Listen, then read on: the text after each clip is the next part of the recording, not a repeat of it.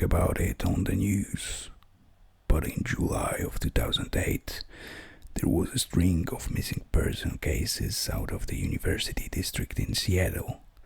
12 people went missing, all of them students at the University of Washington.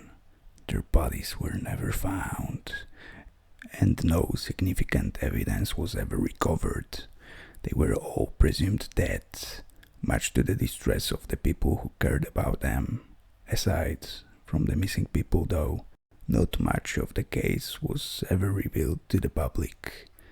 That's what I'm here to remedy. People have a right to know these things.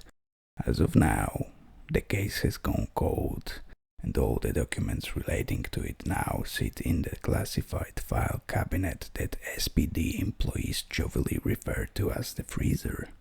Investigators had followed several leads, but all of them had arrived at dead ends. They quixotically sworn to bring the criminal or criminals to justice. But when all of their attempts at moving the case forward had failed, they'd backed off like frightened kittens, kicked in the gut.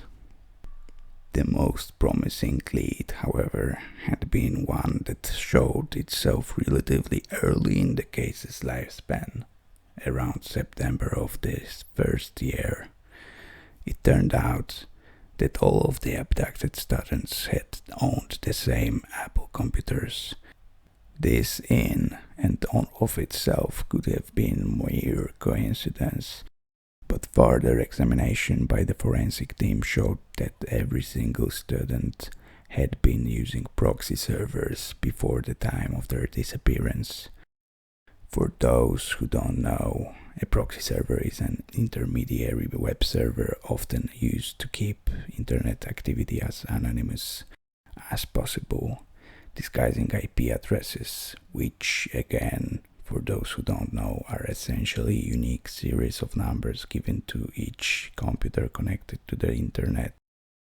With basic knowledge and just a bit of hacking skills, it's possible to find someone's exact location by using their IP address alone. Proxy servers operate with separate IP addresses, usually with locations far away from their users. So the students were using altered IP addresses. But why? Were they hiding from someone? Proxy servers are, after all, the best way to hide yourself over the internet. As the forensic team continued to garner information from the abducted students' hard drives, more and more similarities were found. Some of them certainly could have been coincidences, but others, there was frankly no way.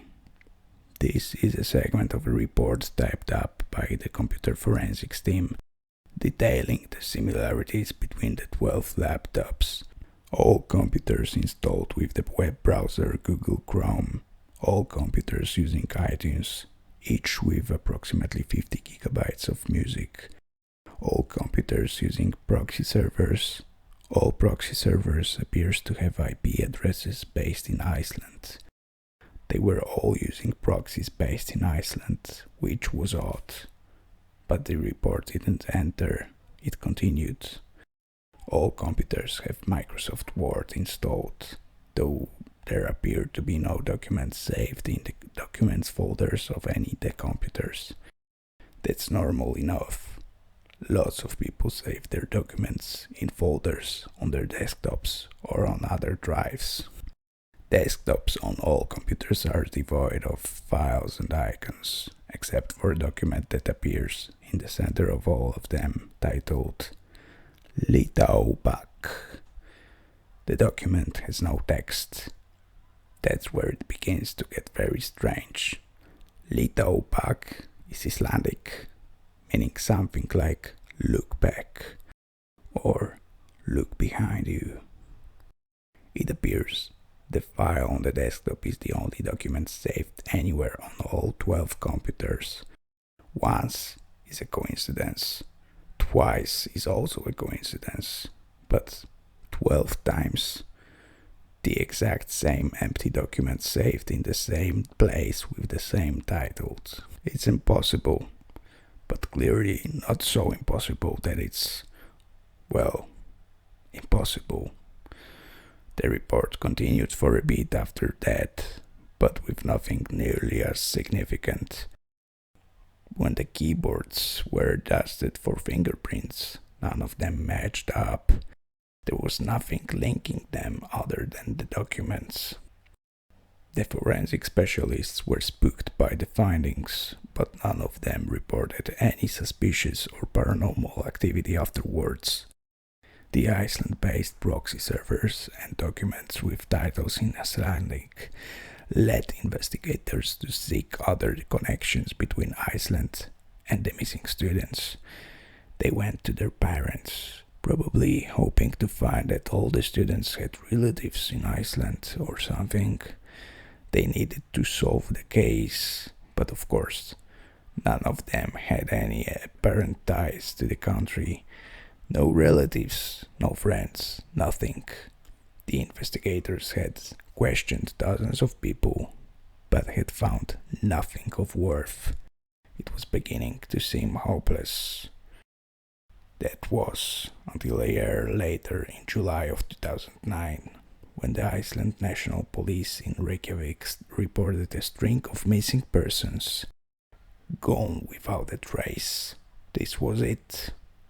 This was what the SPD needed. They eagerly contacted the office in Reykjavik and arranged a meeting, hoping that the cases would somehow match up. Seattle investigators flew overseas, and the information they found was simply put, terrifying. 12 people in Reykjavik had gone missing, all of them students at the University of Iceland. They all had Apple computers. They all used proxy servers. The proxy IPs were based in Seattle. They all had Microsoft Word installed, but only one empty document saved on their empty desktops. Can you guess what it was titled? Líta back. When both investigation teams shared their information, things finally looked bright for both cases. This was obviously the work of the same criminal mastermind it had to have been. They were going to catch whoever or whatever did this. It was all in the name of justice, even when there weren't any bodies to be found. And for all they knew, the missing students could all have been alive and well and peaceful. The rush of optimism ended after a few days when the forensic team in Iceland dusted the computer keyboards, only to find that none of the prints matched. The SPD agents, although disappointed, weren't surprised. Once again, it was hopeless, like so much else. There was still no suspect. There was still no evidence to convict. There was just a bunch of very, very creepy, not so much coincidences. 24 of them, to be exact. Nothing more, and certainly nothing less. The leads led nowhere. The search for what happened to the students became a joint investigation between the overseas offices, but there were never any more significant leads. The cases, or just singular case now, had gone stagnant, and after months and months and months of dwindling tenacity, both the SPD and Iceland National Police finally put the case on the shelf in July of 2012, called Frozen Barren Tundra. It was over so much for justice.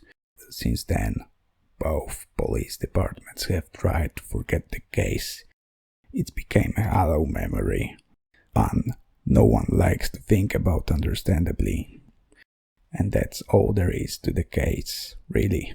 I'm writing this now because I'm pretty bored. And I figured it was interesting enough to let you know about. I need to go take a shower now. However, Before I go, I'd just like to make sure you realize how difficult it was to brainwash the students by getting them to read my stories.